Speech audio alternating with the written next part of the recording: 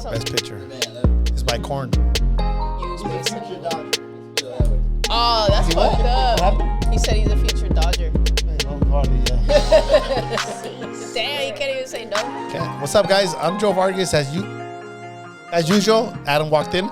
And Maggie Duarte is to my left, as usual. And Little Chuito, you can see at the door, is here too. Yeah, can you... Yeah. Okay, guys. Well, I already did the intro, so Maggie, there's a lot to talk about this week. There is. I have a little, playlist here right now. Give us a playlist, Max. We'll start with the highlights of the weekend. So first and foremost, no, neither of us watched the fight. I watched a little tidbit of Tyson Fury. Well, the fight started early, bro, so we couldn't watch them. We were at the amateur fights. Yeah. And the grand opening. And say less. Anyways. That coming up next shortly. Anyway, Tyson Fury got the W. I think the biggest news that came out of that fight, not only that he went the distance with this guy, people thought, you can't expect these guys to blow over their next competition after a time away. But anyway, the biggest news that came out of that is that he calls for AJ next. If he does not get AJ, Anthony Joshua, he says he's good. I think one last hurrah. Why not? That fight was supposed to happen. Is it a little late? Yes. Are they kind of similar in their career? Yes. Why not make it happen? Yeah, those heavyweights deserve it, bro. They put it on the line. They fought the best. They fought each other. Wilder, Wilder was Fury. Mm-hmm. Joshua was fighting everybody. I remember somebody one day they posted who's the last guy to knock out Joshua, and they're making fun of him. Just regular fan, that's cool. That's what you fight. That's what you're gonna get. You're gonna get made fun of when you lose, and you're gonna have to have that thick skin. Idolize when you win, and so they were clowning him when he lost, and I'm like, you know what, bro? I don't feel that way. I feel like those guys gave us great fights. They gave us fights to remember. So if they lose, I respect them. If they win, I respect them. So to see those guys, why not? Right off into the sunset. Get what they can.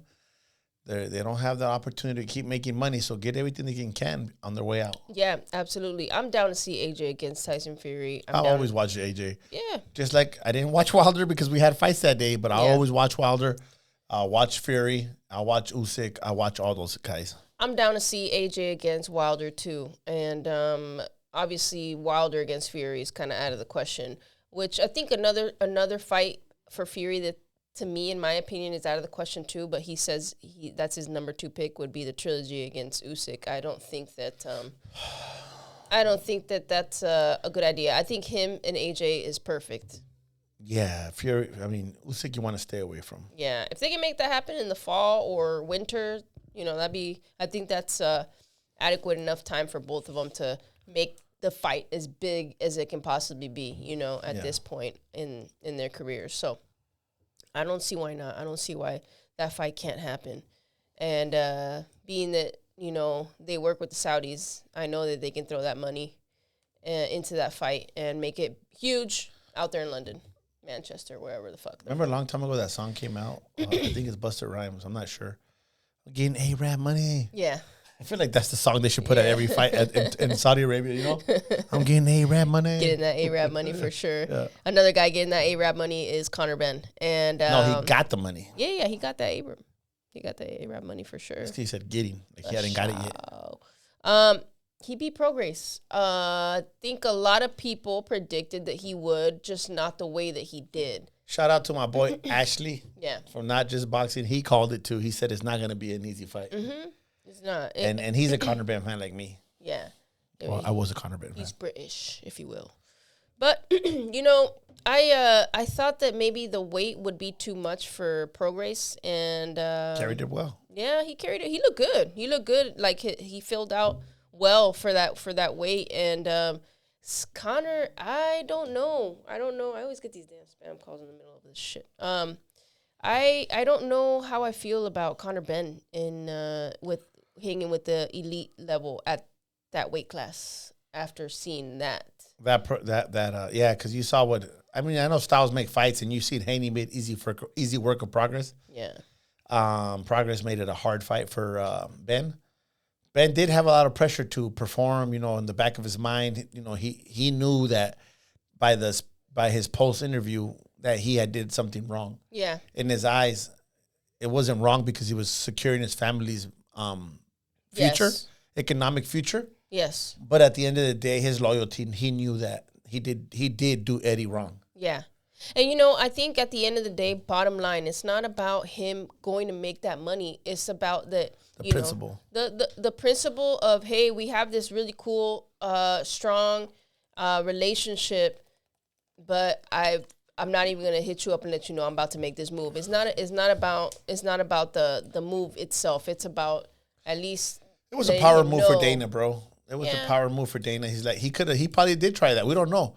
He probably said, "Let me talk to Eddie, and I want to bring Eddie on board." He's like, "Nope, no Eddie." You know what's interesting is no, you didn't. Nowhere in there did you see anything to do with Zuffa. From what I understand, like Big Shot mentioned, is that it's Zuffa. Big Shot was right. it's all the Arab money that went into getting Arab money. Which to me, if you ask me, I don't know if that was worth it. Do you think that was worth it? I don't know. I didn't watch it. Was the win worth it? I don't know if it's Zuffa's power move. Yeah. You know, showing that they'll pay fighters elite money for non-elite fights. Yeah. Are they going to keep doing it? Yeah. And, you know, if it wasn't, to me, if it was a fighter that never made millions, yeah, I'd be like, cool, man, get your money. But this guy comes from money. His father was a, world champion. Yeah. He lived a real prestigious life, and he's made millions on his last fights. He's had every advantage that you could possibly have. Advantage. So when he jumped the gun on this one and jumped over the fence and went with Zuffa, I was like, nah, I didn't respect that. I understand securing your family's wealth. I get that. And I understand that. And I haven't never been in that position. So I get it. But the way it was handled, like, he got him to that level. Yeah. Eddie Hearn. Yeah. And he backed away. And he just said, nah, I'm on my own now, bro. I don't know what may have happened. Maybe he just wasn't going to get a good fight coming next. But I highly doubt that, though. I just don't see how he could have. At the end of the day, Eddie Hearn works with everybody. Yeah. I mean, not Eddie Hearn and Turkey. Yeah, if Turkey's paying that money, yeah, he would eventually got that money. Yeah. That's what I mean. That's why I'm confused about it. Yeah, after, it's at the end of the day, he would have got those kind of offers if he just keeps winning. I didn't think that the fight that he was getting this money for was going to be against Prograis. I was like, is this the fight? But yeah, I think that was the fight. Yeah, because it's over. The money for. Yeah. But and what if in the back of his mind he knows he cannot beat the elite guys? Maybe that's the reason he took the money. Yeah, it's possible. Because if you know that you can't face Ryan, Haney, who else? Those are the two, right? And the two main ones, you could say that, no, there's somebody else in there, and I can't remember their name. I would have liked to see him against Norman Jr. Yeah, that was a good fight, too. Norman Jr. would be good. Rolly Romero. Rolly. Honestly, I think Rolly could beat him, too. He's special, man. He's good, yeah. I think Rolly could beat him straight up. It looks like he called for Ryan Garcia at the end of that fight, and whoever's going to move him next, I would advise to stay away from Ryan Garcia, because Ryan, his blessing is his speed, and Conor Benn is too slow. And for a guy like Ryan, an aggressive guy is perfect. Not just too slow, man. He telegraphs everything. Yeah. He telegraphs everything, and Ryan will just bank on that and sit on that. Yeah. If I were him, I think Devin Haney's the best move. Yeah. You're going to get outboxed and you're going to lose, but the money's with Ryan. And that's true. The money's with Ryan. Does he in the back of his mind thinks he could beat both those guys? Who would you rather fight?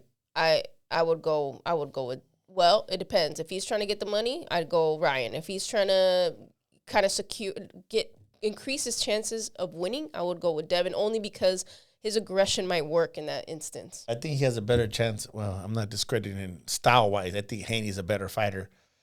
But I think Rolly's style will give Conor Benn problems. I agree. And I think Devin, you got to worry about that jab and that move. But Devin's getting better, man. So I got to be careful what I say, because at the end of the day, those three guys are champions for a reason. Yeah, absolutely. And I think, look, at the end of the day, I think the dude is not in a bad position. You know what I mean? He's out there. People have seen him. This fight was on Netflix. So I think that no matter what the next fight is, he's got a little platform now, So we'll see what happens next. That's very interesting. Another fighter this weekend, huge shout out to Dylan Capetillo and his dad. they got that first round KO. If there's any better way for your debut to go, I think that was it right there. You know, Maggie, we saw them in Vegas when we were there last fight for Ryan Garcia's undercard. I mean, Ryan's fight. Yeah. And Capillo always lets us use his gym. He's so chill, you know, the really cool people. Yeah. To see everything that's transpired for him with his son now signed with Golden Boy. Capillo if anybody knows the game, it's him. Yeah, absolutely. And him signing with Oscar De La Hoya should show young, promising fighters which avenue to take. Yeah. Because he knows what it takes, and he got a great manager. You know, Capillo signed his son with the manager. He didn't have to, but Capillo wants to take the pressure off himself and handle that. And he wants to stay in his lane and not be getting fights and negotiating fights. He wants to do, and they have a great, I forget the manager's name.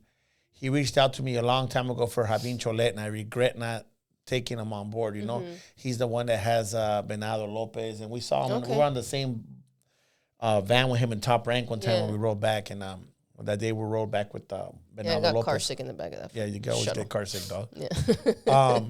Yeah. That guy is awesome, and they have a great team. It's just so you up and coming fighters that are thinking about signing with a big promotion company, or just look at the guys that are good, that are young, who they're signing with. And Oscar is 100% going to keep him busy. He's going to keep him busy. He's going to move him right. He's going to keep him busy, and I think that he made a great decision. I am excited to see him fight next after that victory. I think we'll be seeing him very shortly. And I wish all the success and the best for the Capetillo family, from the wife, the dad, little youngster, to the whole family, man. Yeah, I'm excited to see his career flourish. Yeah. It's gonna be cool. So moving on to Probox. I didn't watch the whole card. I did catch the main event, was Vito Mielnicki against Ulises Huerta. You know what? The only thing I don't know about that fight is if it was at 154 or 160. And I want to say it was at 160. But I was watching, and I thought that Huerta has the abilities, just not the experience to deal with a guy like Mielnicki, because he was landing shots. He's very rangy, and he's a southpaw as well. Long, dude. Like we saw him in the gym, and he was sparring with us. He I think that he had a shot to win that fight had maybe his mindset would have been in a different place, you know. But I didn't see him get destroyed by Vito. I didn't see him get outclassed. Honestly, it was kind of lackluster in my opinion, and I was just thinking, I don't know.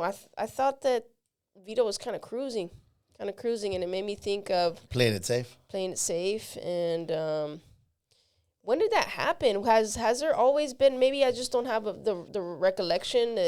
But I thought, you know, fights back in the day were always exciting, and fighters wanted to win above all. You know what I mean? And it just you see more often than not fights that are kind of like whatever in one speed, pretty much. It seems like fighters back in the days. And I'm probably going back about, don't get me wrong, there's fighters out there that want to win. But what I meant to say is guys wanted to not leave it up to the judges. Yeah. They would fight smart, and then when they saw a moment, they would seize it. Yeah. It seems like nowadays nobody tries to seize a moment. Right. They're just going out there and winning a safe fight. And that's what's hurting the sport. You know, you made a great point the day we were talking about, I called you in the night. I said, what are we going to talk about? Yeah. And you said, you know, I can't even pronounce his name, Vito. Yeah. His last name. But you said that's probably why he's on Probox. And not that Probox is a bad platform. Yeah. But this kid has been on big platforms, and he's lackluster. Mm-hmm. That's the reason he is there. If he didn't have his dad and people behind him with money, he probably wouldn't be fighting on this. Yeah. Or he'd be fighting tougher opponents. Yes. And he wouldn't be where he's at. Absolutely. We'd see him on pay-per-view. And that was my point. Is good fighters don't walk backwards. Exactly. I think Probox is a great platform because they match you a very 60-40. I say 60-40. Yeah. I think in his case, 60-40, and then the rest of the guys like 50-50 for sure. Yeah, they're playing with those numbers 50-50, 60-40, 45-55. Like it's right there. Yeah, absolutely. And I thought, man, this kid was on Showbox, you know, working with Showtime for a while. He's been in the game for a while, and he took his L. Remember he came to our gym one time. Did. He was cool. His dad's kind of like an old style Italian, kind of bossy dude. He's respectful. But they came in. I held pads for one or two of those guys. I forgot who I held for. A heavyweight, right? A heavyweight they had, and they were really cool. They're like, hey, he won, you know, but they never came back. Yeah, they're the East Coast guys, you know. But I got that energy from them, you know. And Vito, most of the fighters that I know that are really good, 90% of them are humble and cool. Mm-hmm. Something about him, I'm not saying he was mean. He just had like a different vibe. Yeah.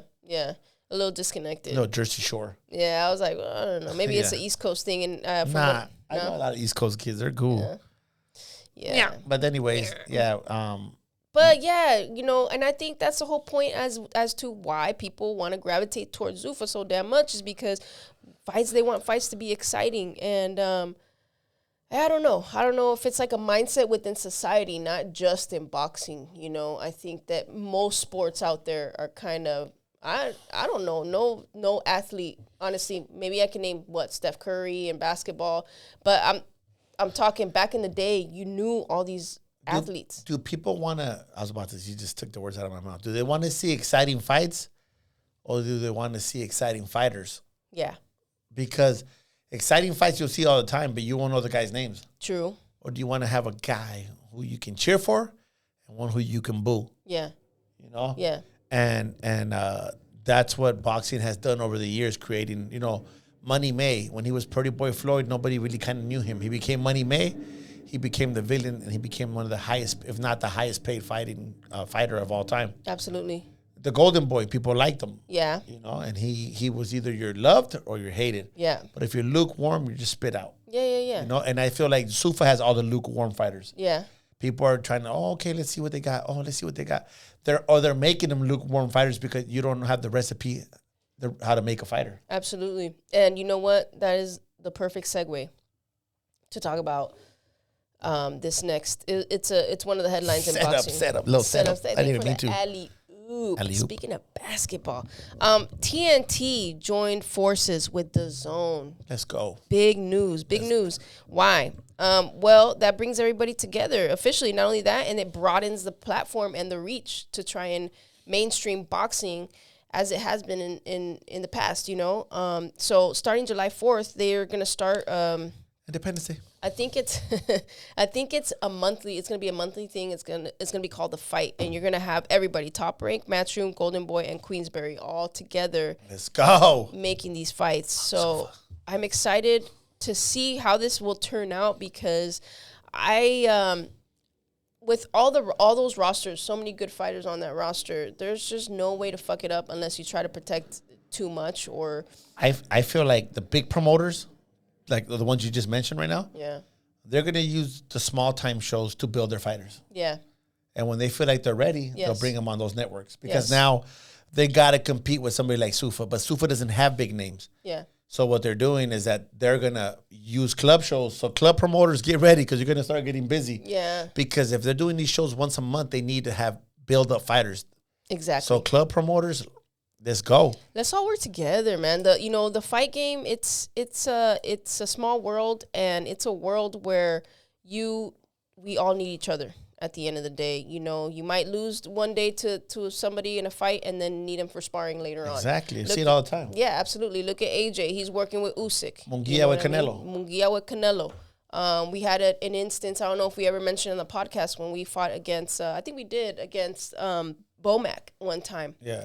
And right after the fight. Yeah, right after the fight, he came up to us, wanted to... On Probox. Yeah, on Probox, as a matter of fact, and asked for your number, for your contact info, because, hey, you know, we're going to need some sparring. You got some good guys out there in San Diego. So why when he had finished fighting them? So why not join forces, everybody together, and try to, you know, make it a better business and where everybody can thrive. But some fights are going to air on both TNT and DAZN. But they're gonna collaborate on promotion and marketing. So yeah, with social media outlets like Bleacher Report and House of Highlights behind them, I just don't see a downside to this. And I don't know what's gonna happen with PBC. But right now, Zuffa... They better make a decision. They're going to stay out, lingering. Yeah. Right now, Zuffa is... We'll see. This shit is brewing up. At the end of the day, I think Zuffa has played its part in making all these guys... Collaborate. Thank you, Zuffa. That's one thing I'm grateful for her. And that's what boxing needed, all these guys to work together. And now if everybody could work together, that'd be even better because they're still snatching guys up. Right now, Zuffa is, and they're not snatching up nobody good, dog. No, there's only a few guys that I look forward to watching on Zuffa. Who? I can say that Alexis de la Cerda, Rayo Valenzuela, Edwin de los Santos. I got you on that one. That was the only one I want to see because I'm a fan of his. Yeah, and there's a couple of guys. Maybe there are some Troy Nash. Rayo Valenzuela couldn't do it. Berlanga can't do it. Yeah. Hitchinson is the only one who hasn't been discredited. But I have a theory. When he pulled out of that fight, he wasn't sick because we saw him. Yeah, we did. We saw him in the whole casino, in the hotel, everywhere. He didn't look sick, dog. So that was a blanco en maña, like they say in Spanish. Yeah. He did it on purpose, trying to hurt Golden Boy. And, and that perfect, obviously, segue again into layup into the next headline that I had here because I don't know what's going to happen with the IBF. Are they going to work with Zuffa or not? Because this is the same sanctioning. This is the same organization, right? That took away, stripped Caio Batalha as soon as he fought for the cruiserweight title with Zuffa. So you got to rephrase your question. You said you don't know if the IBF is going to work with Zuffa. You mean if Zuffa is going to work with the IBF? Yes. Because the IBF will work with anybody that pays them. It's a sanctioning body. That's what they do. Right. So, I think will Zuffa work with them? And if they do, that's fucked up for Opataya. Yes. Because he has no title no more. Yes and yes. I'll rephrase it. If Zuffa will work with the IBF. Okay, words. Because Richardson Hitchins is the title holder at 140 for that IBF title. IBF, be careful, dog. Now, he was supposed to defend, not just with Duarte, who we just talked about that, right? That he pulled out of that fight. The morning of, mind you. After they weighed in. He was supposed to, the IBF had ordered him to fight Lindolfo Delgado for that same belt. Now, I don't know what's I don't understand how this all works out. I think there's still some gray areas when it comes to title holders. Is he going to go straight for a title shot? I thought this whole Zuffa I'm going off the subject here, but same topic. But I think Hitchison had a better chance in beating Duarte. Yeah. Than he did Lindolfo. Yeah. And he just has this big ass target on his back now, man. Like, what happens to you after you leave Zuffa? That's what you can't, man. There's no weight division for the weight you're a champion at. Right. I think he's he's gonna get bait. He's gonna get stripped because they don't want to use a 140-pound weight division. Yeah, and how strange would that be if Duarte for some change. Duarte faces Lindolfo Delgado? I don't think that could happen. That's not gonna happen. Teammates. Right? Yeah, they're teammates. Hey, Robert, send me one of them, and I'll help you, dog. Roberto, send me. Okay, we're homies, dog. Send me Roberto Garcia. Send me somebody, dog. Send me you pick. You pick, because I don't want to pick the one. But yeah, we'll see. We'll see what happens with that situation. What's up, Big Ernie? My cousin's on. Cuz at the gym? Yeah, cuz probably at the gym watching us. But yeah, that's that for the headlines. I am super excited for what is to unfold. I think this summer is going to be a great summer for boxing. Excited, dog. Yeah, super excited, especially because they joined forces with a network. And you know, Maggie, before we go off to the next subject, I'm going to give credit where credit's due. Sergio Mora, the commentator, the former fighter, the land snake, or what do they call them? I think it is land snake. He said Berlanga would never be world champion. Mm-hmm. So Zuffa's perfect for him. Zuffa is perfect for Berlanga. You know, that's where all the guys that are not making it in boxing are going. It's like it's like the Bellator for the UFC. Yeah. You know, it's like bare knuckle boxing. Everybody's done. Yeah. They go there. Yeah. You know, when they're done fighting in both sports, MMA and boxing. Right. So I think that Berlanga has a chance there to do something to get one of those belts that he wanted so badly. Yeah. What's it called? The TKO or the fucking Zuffa belt? Zuffa, TKO? Yeah, whatever. But, but Sergio Mora, he said it, so I just quoting what he said. Yeah, interesting to see his path unfold under Zuffa. We'll see what happens there. I don't even know if they have a 168. They do, right? Yeah. I don't fucking know. I don't care. Well, perfect segue. Speaking of the UFC, again, alley-oop. Do you know the guy's name? Yes. Okay, give it to him. Yes. Because Maggie tells, can I? Yeah. Maggie called, we were talking about what we're going to talk about. And she's like, oh, the UFC. I'm like, fuck. What? We're not going to talk about the UFC, Mags. I'm not the dictator here, but I'm like, hey, she's like, no, you got to watch it. This guy messed up his knee. He couldn't stand right, and he clipped the dude. Yeah. So I hung up, and I'm like, let me see. I watch it. Damn, that was nasty. I just seen his muscle. I don't know what happened, but I heard Joe Rogan say that if he would have got to the corner, the doctor would have stopped it. Yeah. He was out on his feet. He's not knocked out, but he couldn't stand right. Mm-hmm. And his opponent, I don't know, me and Maggie were discussing, was he playing it too safe, or did he think he was playing possum? Yeah. But he got knocked out, dog. He got knocked out by the guy by Samoan. Yeah. With one, Samoans are strong. I don't know if you guys ever sparred or fought a Samoan. Every Samoan guy I've ever worked with, strong. Yeah. And that Samoan dude just went with one leg. There is a reason. There is a reason why these guys. What's up with the Samoans? They're genetically got more muscle fibers, or what the fuck, dog? Yeah, dude, they have to. I mean, look what they're doing. You seen that, right? The head-to-head shit. They're built different, dog. They're built different, man. And what a beautiful thing to see, right? Because you've seen it in boxing, and you've seen it in the UFC for a while now, but they're starting to come up in boxing, and that's awesome. But I watched it.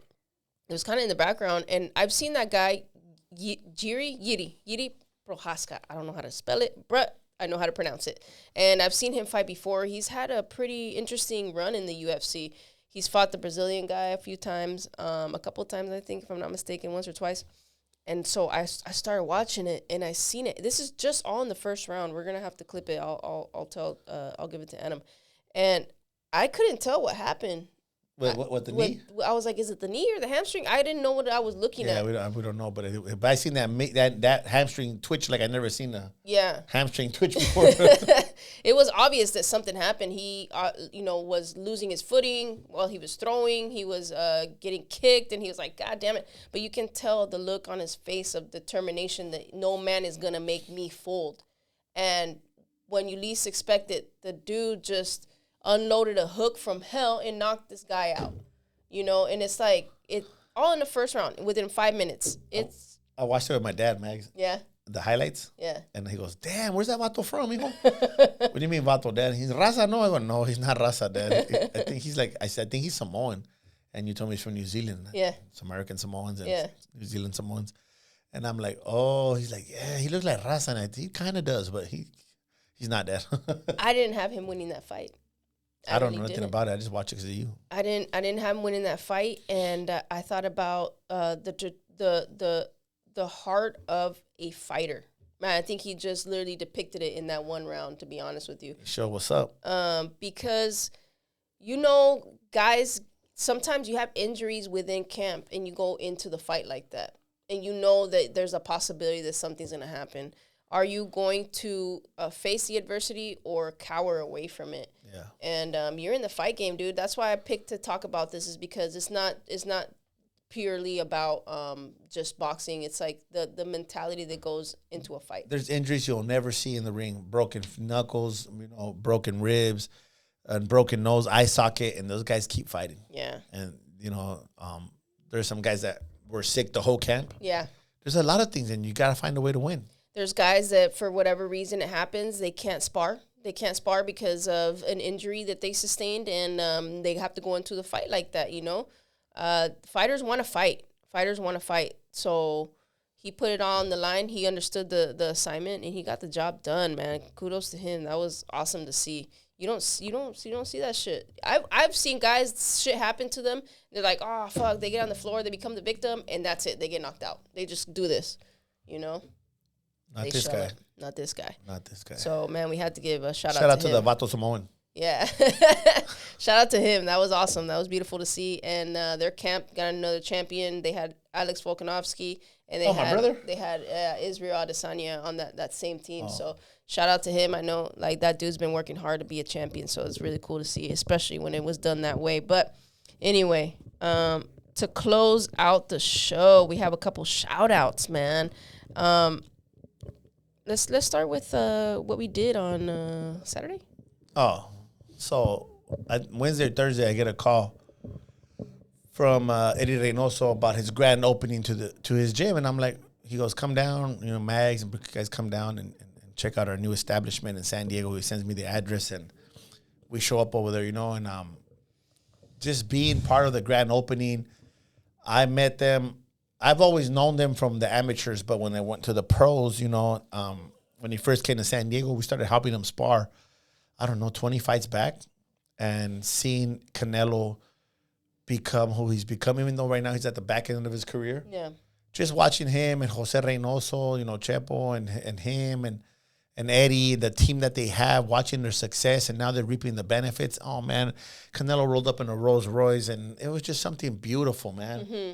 And we're just honored to be part of it, have a little speech before they open it and the motivation. And what'd you take from it? You know what? I was overcome with a lot of energy when a lot of like a weird emotion when we walked in and the mariachi was playing in the background. And I thought to myself, like, these guys were at one point where we were at, you know what I mean? Just like working and not, like Canelo even said in his speech, not even knowing if these kids that you're working with are going to be with you forever. Are they going to make it? Do you have the right one? Do you have, like, are you wasting your time pretty much? You know what I mean? But you do it because you love to do it. You love the sport.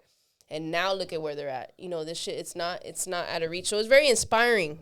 That's what I took away from it. It was cool to be invited to be a part of that because it's an intimate moment, you know what I mean? Being in the game for so long and then being able to have a gym like that, a place that you can call your own and train your fighters, it's super cool. Super cool. I'm going to take the time and say something in Spanish. Do it. Le quiero dar las gracias a todo el equipo, a Eddie, al Chepo, Reynoso, Canelo.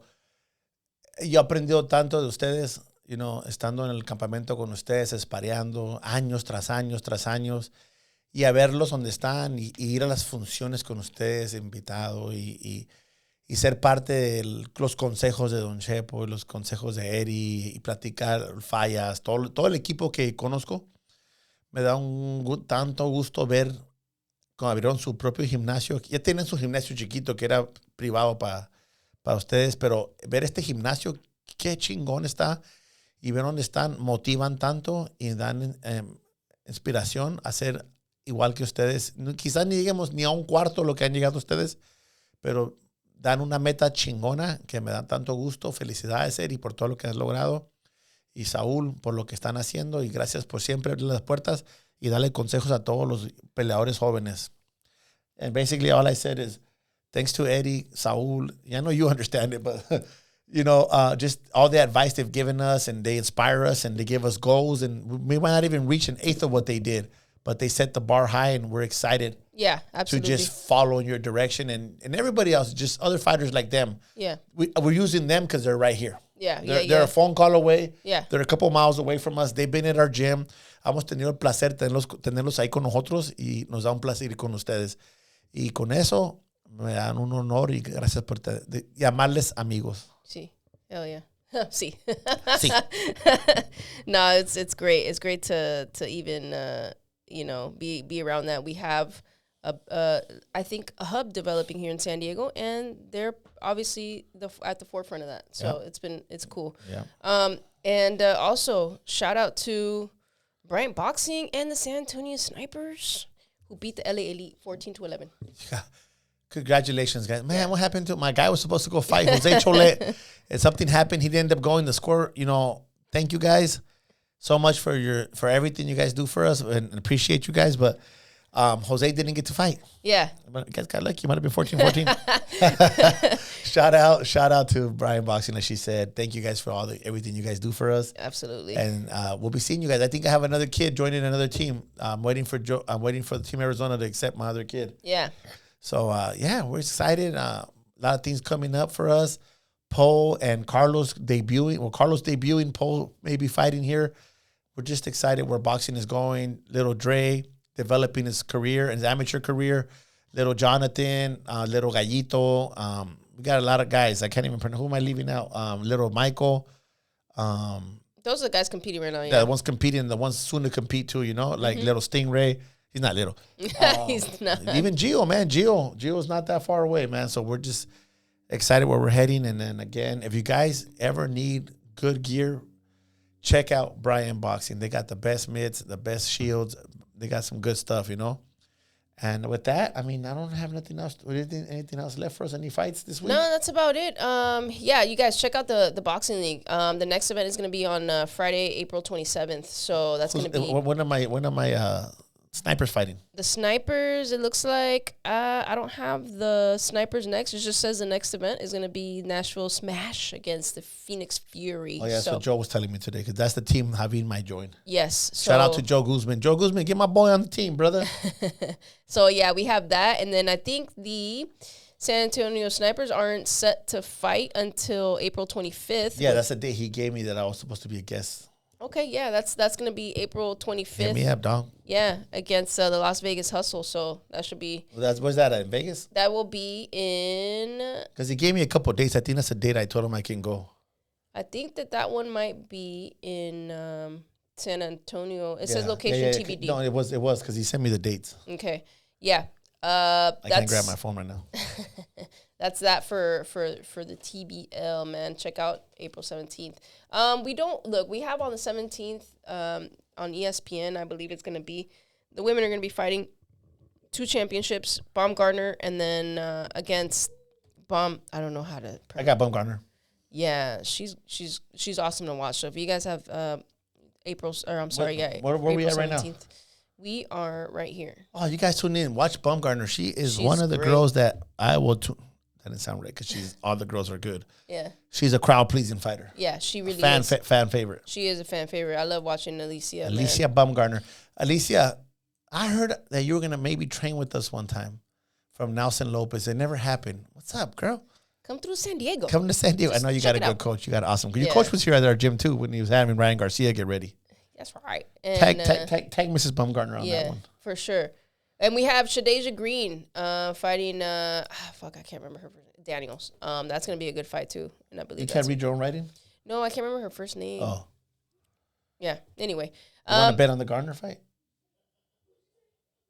Shit, I want to bet against her, but I will for the sake of that dollar coming back. I got back. Baumgartner. Let's go. Stays on this side. Yeah. Because the next fight, this month is a little wah. I'm waiting for May 2nd. That's what I'm waiting for. But Pantera Neri's going to be fighting Casimero. Oh, the Filipino brother? In Kyrgyzstan. When is that? That's going to be on the 18th. And in Liverpool, That's a tough fight, dog. It is a tough fight, right? That's why I wrote it down. And we were going to have Callum Smith against David Morrell. Unfortunately, I think something happened with Callum Smith.